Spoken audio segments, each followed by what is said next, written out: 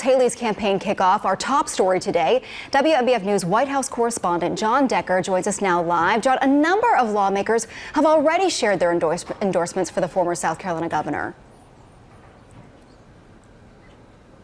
Well, we know one prominent one here in Washington, D.C., that's South Carolina Republican Congressman Ralph Norman. They've known each other for quite some time, going back to the time that they each ran for the legislature in South Carolina. Of course, he was also very supportive of Nikki Haley when she ran for governor, and they've kept in touch since then. So one of the most prominent members of South Carolina's delegation endorsing Nikki Haley, Nancy Mace, another member of Congress, Congresswoman from Charleston, indicating she's going to wait. She's going to wait before she endorses any particular Republican candidate. And of course, there could be another South Carolinian entering the race. That's Senator Tim Scott. He is making plans to do just that in the near future.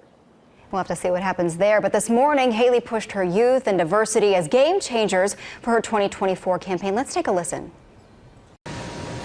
We're ready to move past the stale ideas and faded names of the past.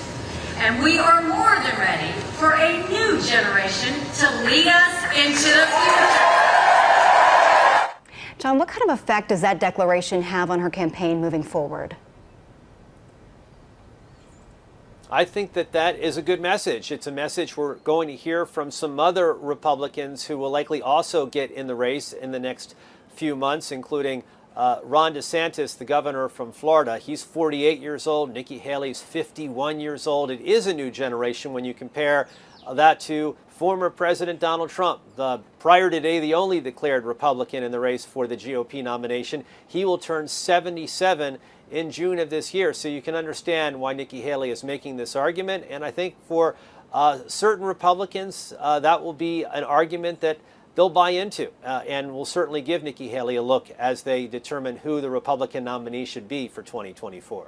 A big contrast there. Now, Jon, earlier this month, the Democratic National Committee made South Carolina its first primary stop for 2024. And with Haley's roots here in the Palmetto State, how can we expect her announcement to impact the political climate as a whole? Well, keep in mind, nothing changes on the Republican side.